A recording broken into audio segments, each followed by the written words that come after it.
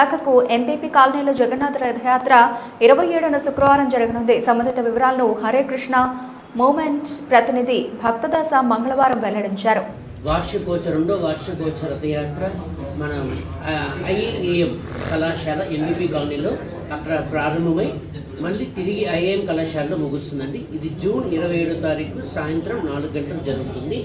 IIM నుంచి ప్రారంభమై Isukathota, Venkojipalem petrol bunk, అలాగే గోతీసన్స్, అప్పుగర్, అలా తిరిగి బీచ్ రోడ్లో మళ్ళీ డబుల్ రోడ్లోకి వచ్చి ఐఏఎంలో మనం ముగుస్తున్నాం. సో ఈ యొక్క రథయాత్ర జగన్నాథపురిలో కొన్ని వేల సంవత్సరాల క్రితం, వేల సంవత్సరాల నుంచి జరుగుతున్నటువంటి ఒక ఆనవాయితీ ఏంటంటే పెద్ద రథయాత్ర ఉత్సవం. సో సుమారు 10 నుంచి 12 లక్షల మంది భక్తులు ఈ యొక్క రథయాత్ర ఉత్సవంలో పాల్గొంటారు. ప్రపంచంలోనే పెద్ద రథయాత్ర ఏదైనా ఉందంటే అది జగన్నాథపురి రథయాత్ర. సో ఇటువంటి జగన్నాథపురి రథయాత్ర అందరికీ అక్కడ వెళ్ళడానికి అవకాశం లేదు కాబట్టి హరే కృష్ణ మూవ్మెంట్ విశాఖపట్నం వారు అవకాశాన్ని ఇక్కడ విశాఖపట్నం వాసులందరికీ కూడా ఇక్కడ మనం అందించడం జరుగుతుంది. కాబట్టి ఈ విశాఖపట్నం వాసులందరూ ఐఏఎం కళాశాలకు వచ్చి జూన్ 27వ తారీఖు సాయంత్రం 4 గంటలకు ఈ రథోత్సవంలో పాల్గొస్తుందో కోరారు. సో ఈ రథోత్సవంలో పాల్గొనేప్పుడు ఈ రథం స్టార్ట్ అయ్యే ముందు మనకి ఎందుకంటే శ్రీకృష్ణ భగవానుడు హస్తినాపురం నుంచి ద్వారకాకు వచ్చేప్పుడు ఆయన ఎలా స్వాగతిస్తారంటే సన్నాయి మేళాలతో, వాయిద్యాలతో, పుష్పాలతో, అశ్వాలతో, ఏనుగులతో సంకీర్తనలు చేస్తూ, పుష్పాలు అన్ని చల్లుతూ ఈ విధంగా ఆహ్వానిస్తారు.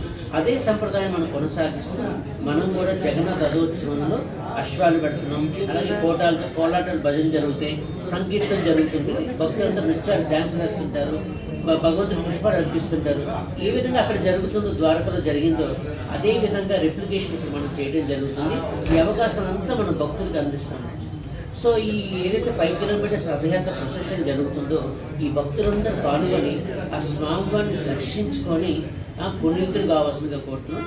శాస్త్రాలు చెప్పినట్టుగా రథేచ వామనం దృష్ట్యా పునర్జన్మన, అంటే ఈ జగన్నాథుని ఆ రథం మీద దర్శించుకోవడం వల్ల ఆ రథం లాగినా కూడా, అంటే కళ్ళతో భగవంతుని స్పృశించిన, చేతులతో ఆ రథాన్ని టచ్ చేసిన, లాగిన, చెవులతో మన యొక్క నామాన్ని మనం విన్నా, భజించిన ఎంతో పుణ్యం అంటున్నారు. అంటే పునర్జన్మ లేదంటున్నారు. సో ఇంతటి మహా అవకాశాన్ని మనం విశాఖపట్నం వాస్తవులు అందించాలి అనే ఒక సదుద్దేశంతో ఈ యొక్క హరే కృష్ణ ఆధ్వర్యంలో ఈ రథయాత్ర కార్యక్రమం జరుగుతుంది.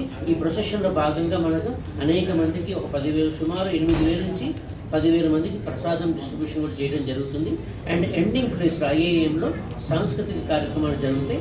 తదనంతరం స్వామివారి మహాప్రసాదం డిస్ట్రిబ్యూషన్ ఉంటుంది.